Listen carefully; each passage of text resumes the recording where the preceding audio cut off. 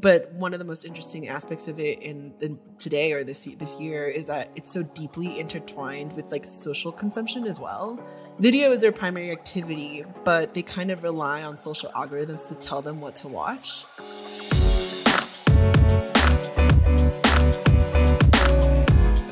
Hey gang, it's Tuesday, July 2nd. Paola and listeners, welcome to the Behind the Numbers Daily, an eMarketer podcast. I'm Marcus. Today I'm joined by our demographics analyst, typically based in New York City. It's Paola Flores-Marquez.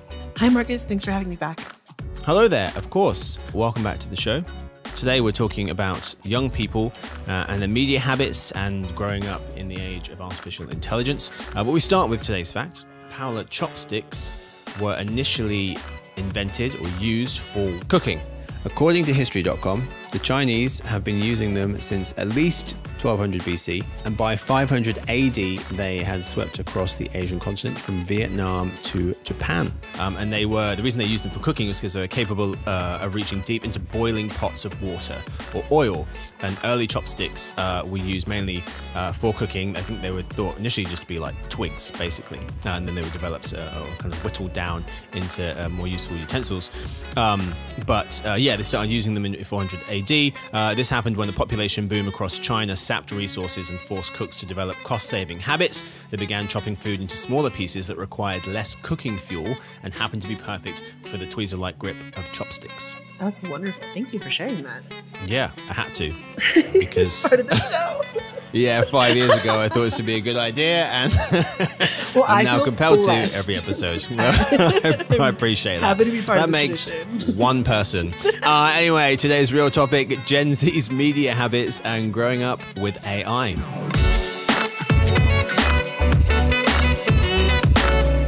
So in today's episode, first in the lead, we'll cover Gen Z and media. Then for another news, we'll discuss the LGBTQ+ consumer and US Hispanic representation in ads. We start, of course, with the lead. So let's start with AI. AI is quickly becoming a regular part of children's lives. What happens next? This was a question from Carolyn Mims-Nice of The Atlantic. In the piece titled A Generation of AI Guinea Pigs, the generation in question, the one she's talking about is Gen Alpha, so really young people under the age of 12. She explains that the LA, Los Angeles Unified School District, the second largest public school district in the US, introduced students and parents to a new educational friend named Ed, which is a learning platform that includes a chatbot represented by a small illustration of a smiling sun. The chatbot is being tested in 100 schools within the district and is accessible 24/7 via a site answering questions about children's courses, grades, and attendance, and can even point users to optional activities.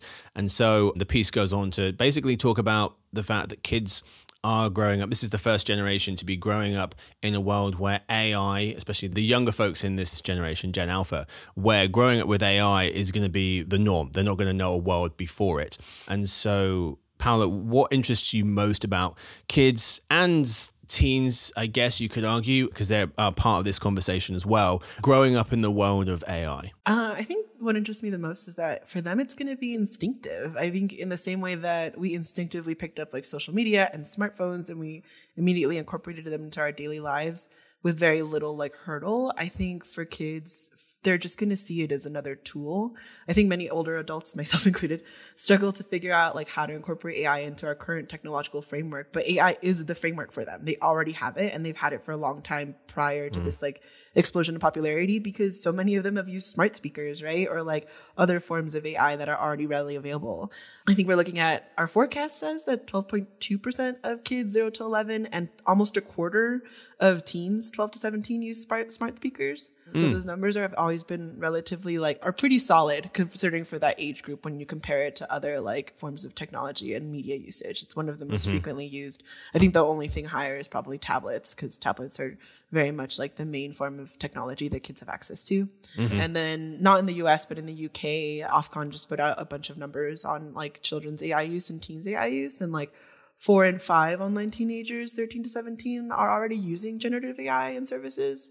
That's and then a minority of children aged 7 to 12 are also like 40% of children aged 7 to 12 are already using it. So I think Yeah, I think that's going to be the fact that it's just already so intuitive and like incorporated into their like world is fascinating to me. But I also worry about like how quickly it can turn into like bullying. Because like within a year, when I talk about social media and how easily we took to it, like within a year of us getting MySpace, we had pages like built to bully people, right? And like sort of target people for their insecurities. And like I think AI opens the door to a lot of that in the same way. So I think it's just going to be another worry, like digital worry that we have to learn how to navigate. Yeah, it's interesting you said that, because in this piece, Miss Mims Nice talks about, she says, AI enables new forms of adolescent cruelty. She points to an example in March where 5 students were expelled from a Beverly Hills middle school after fake nude photos of their classmates were made with generative AI. But I also think that that awareness of how it can be used and manipulated also may make them more hypervigilant or towards identifying. Like in the same way that like I have to, I don't know if you do, but like I have to help my parents figure out what's a scam and what's not constantly. And like some of the scams that they're confused about are things that I've just learned over time of like having been on the internet for so long and recognize like how, and obviously scammers are getting smarter and things are getting more sophisticated. But like, I think there's a basic level of like security knowledge that comes with growing up with this technology that this generation is probably going to be instilled with, just having engaged with it on a much smaller scale in like interpersonal conflict that will transfer over into the adulthood. Yeah. And you'd hope for more AI literacy classes. I would hope so. In schools. Fingers crossed, yeah. Yeah. There's one example, at least one example that's out there. Los Angeles Unified School District that I mentioned, they have a mandatory digital citizenship in the age of AI course for students 13 and up. I'm also wondering, you mentioned the high usage of smart speakers amongst young people. I'm also wondering whether this changes how kids learn to interact with humans. And in the piece, Ying Zhu, an education professor at the University of Michigan, thinks that even more human-like AI could further blur the lines for kids to the point where some might start talking to other humans the way they talk to Alexa. Rudely and bossily, she says. You know, that's interesting. I've read something else in contrast to that was talking about how kids who grow up with smart speakers think that they're people with feelings, and so they're nice to them and they're considerate of their feelings.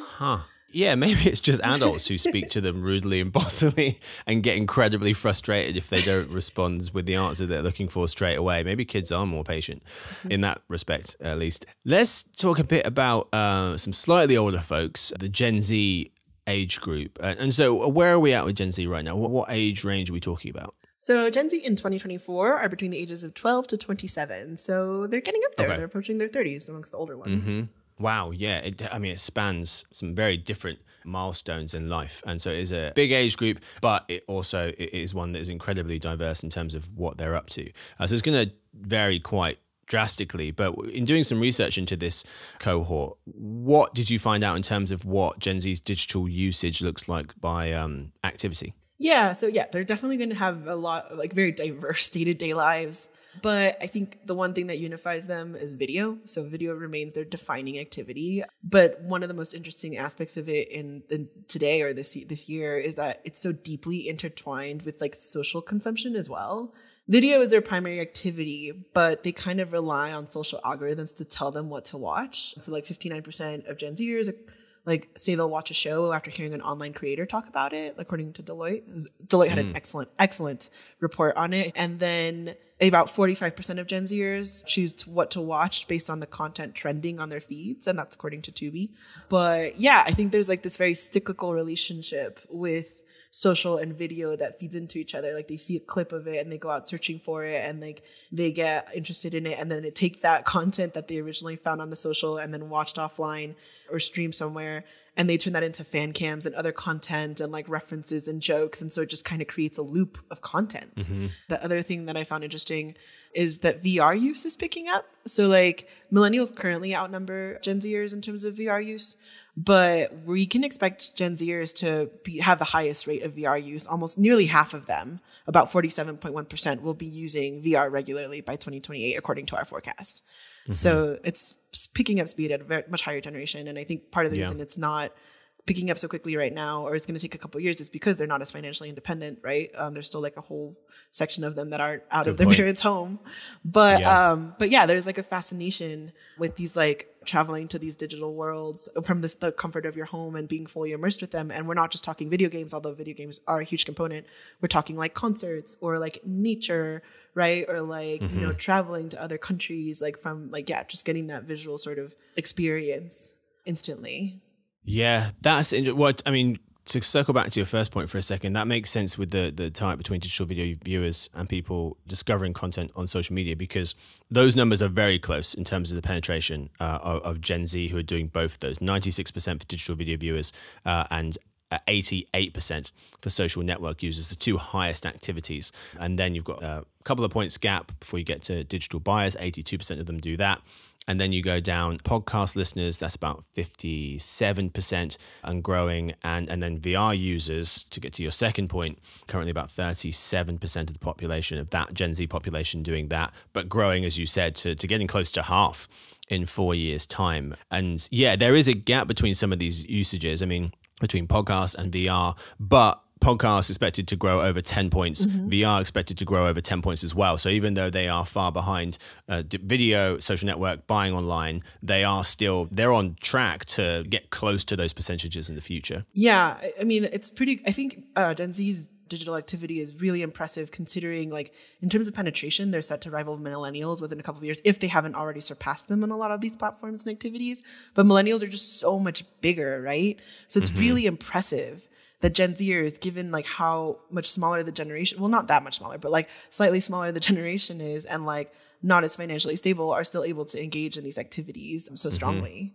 When you said past millennials, were you talking about an activity in particular, or digital in general? So yeah, so Gen Zers have historically always had like a large presence on TikTok, but they have surpassed millennials in terms of penetration on Instagram, which is really interesting because Instagram is like the millennial platform.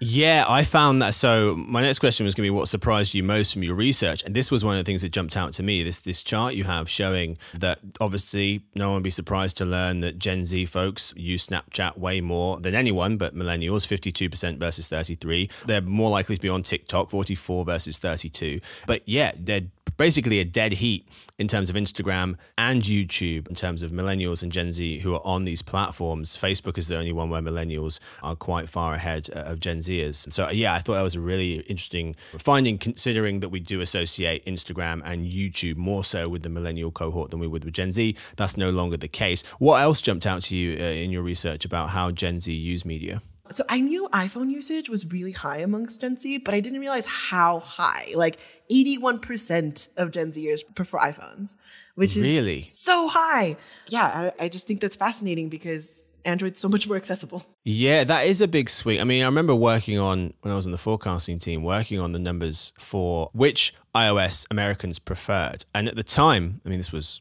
5, 6, 7 years ago, it was almost a dead heat. Android, I think, was a little bit out in front, but iOS, Apple was right there. And so now it seems like, yeah, Apple is winning this race because young people are much more inclined to purchase their devices than something else that's run on Android. One other thing that jumped out to me was this chasm between the penetration of CTV versus traditional TV use among Gen Zers. And back in 2021, 70% of Gen Z folks were watching CTV versus 63% for traditional TV. So there's a 7-point gap in favor of CTV back then. Today, it's a huge gap. There's over 20 percentage points, 79 for CTV to 57 for traditional TV. And next year, the gap is widening further. So I thought that was really interesting. Those numbers are from our wonderful forecasting team, looking at which generations are on social media, and also the numbers based on TV versus CTV use for young folks. Let's end the lead by talking about how marketers are trying to get to this generation. What to you are some of the most important takeaways for marketers trying to target ads at Gen Zers? I mean, it's so basic, but yeah, phones continue to be the best way to reach Gen Z. They're just so it's fundamental. Yeah, like they're just not giving. It's a multifunction tool that they use, right? They use it to connect with others. They use it to pay for stuff. It's just so basic. So definitely just prioritize, like your ad's probably going to be seen on a phone, and it's especially probably going to be seen on social media. but they're also like much less ad averse than older generations. They have much more positive attitudes towards ads. So yeah, don't be afraid to invest in them, but try to diversify like your ad content, right? Like don't just focus on like a singular ad. Try to connect with like influencers. Try to make sure, honestly, prioritize like reviews from actual users or like micro users. They have the most influence. They've touched on this in the report. Like tiny influencers, not ones with a huge following, or like micro influencers, small people who are just able to like testify to the use of your product, are so much more valuable. And like a lot of Gen Z is not just turning to TikTok to do a lot of this product research. They're also turning to like Reddit in order to like gauge whether a product is worth buying, because there are so many like authentic consumer reviews on there that are like speaking to like how they use the product, how useful it was, comparing it to others. Like honestly, the missing link there is just adding like where to buy it, right? The link to buy it and Reddit. That takes me quite nicely into the thing that jumped out to me about targeting ads at Gen Zers, which is social search has an edge over traditional search. And Megan Ewan, one of our content managers, was writing that in 2023, over half, 51% of Gen Zers worldwide use social media as their primary platform to search more information about brands, products, and services versus 45% who use search engines. So a 6-point gap in favor of social media, according to GWI. We've been talking about the relationship between search engines and social media, and where folks are looking for things and how that's changing. For Gen Z folks, that the scales have already tipped in favor of social media for searching for things, at least according to this research here. Paola's full report is called Gen Z Technology and Media Preferences for 2024. You can find that if you're a Pro Plus subscriber at EMARKETER.com, or click the link in the show notes. All right, folks, time for the fourth quarter. Today in other news, LGBTQ plus consumers in the US, and how underrepresented are US Hispanic consumers in ad budgets. Story one. Paola, in a recent piece, you noted that the share of LGBTQ plus consumers in the US had more than doubled over the past decade, going from nearly 4% to nearly 8%, according to Gallup. And you go on to explain that this group is also financially strong, noting that married same-sex couples had a median household income of $124,000 in 2022, according to the US Census. But in researching about the LGBTQ plus consumer, what was one of your most interesting findings? I think there's two. One is that Just one? No, I'm just kidding. one. Two's fine. Okay, so the first one was that I was really pleased to learn that like LGBTQ plus consumers prioritize diversity both on and behind the screen. Like it's not just about the visual representation. There's like a deep commitment to making sure that is like there's like a thoroughness there to make sure that what's produced is like authentic, and that makes sense. It ties well to like previous notes about like wariness towards ads that aren't authentic or don't accurately represent the community. So I think incorporating people who are of diverse experiences is like a key component. And then the other one is that romance is so popular. The most popular subgenre of the media they watch is romance, and it's dramatic romance, comedy romance, horror romance. Like they just want romance in there, which I thought was lovely. Yeah, that's a really nice one. And another one that we were actually talking about before we hit record, which was the share of folks who identify as LGBTQ plus doubles every generation, according to Gallup. So if you look at the silent generation there, 1945 and earlier, 1% identify as LGBTQ plus. If you go to baby boomers, 2.5%. If you go to Gen X, 4.5%, millennials, 10%, and Gen Z, the cohort we've just been talking about, 22% of them identifying as LGBTQ+. So I thought that was fascinating. That's from Gallup. The second thing that jumped out to me as well, over half, this is stunning, over half, 55% of LGBTQ+ adults felt that LGBTQ+ focused ads seemed insincere because they were not representative of the real LGBTQ+ experience, according to the Collage Group. Yep. Over half are basically saying you are not getting this right in terms of the actual experience, which is shocking. Yeah, the gay community is not a monolith, and the gay life in certain areas of the country is going to be vastly different than gay life in the cities, right? And so it's really hard to capture all that at once. But once again, hiring people who come from those experiences is going to be key to making sure, that you're like at least tapping in to what the current thread is. That would be the most appealing and the most sincere. That's a good point. Story 2. US Hispanic consumers are underrepresented in ad budgets despite nearly $3 trillion in purchasing power, writes our Senior Director of Briefings, Jeremy Goldman. He explains that the Hispanic Marketing Council, HMC, has launched a campaign calling out CMOs for inadequately engaging the lucrative Hispanic Latino consumer segment.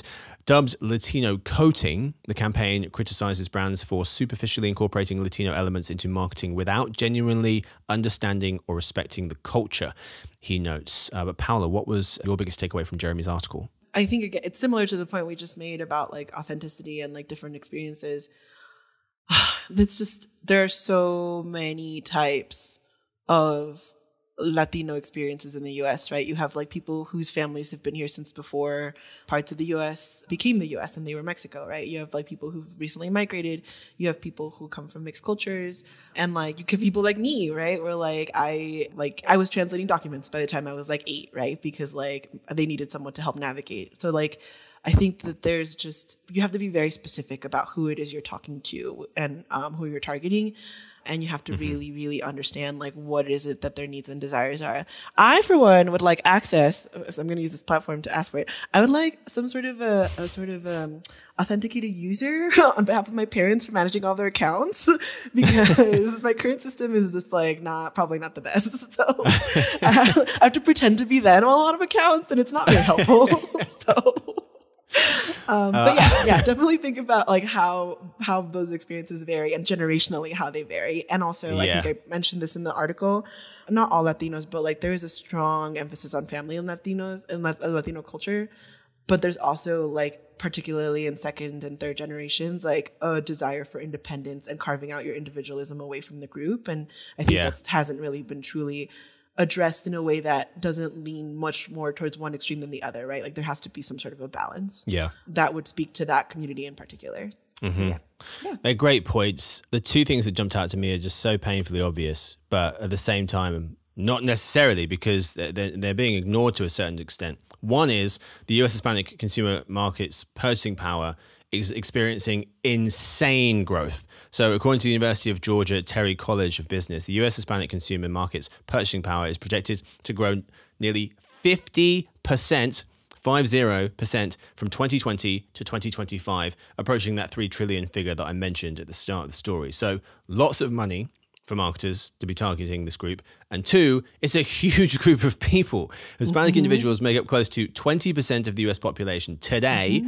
However, brands allocate less than 4% of ad budgets to Hispanic targeted marketing, according to the HMC.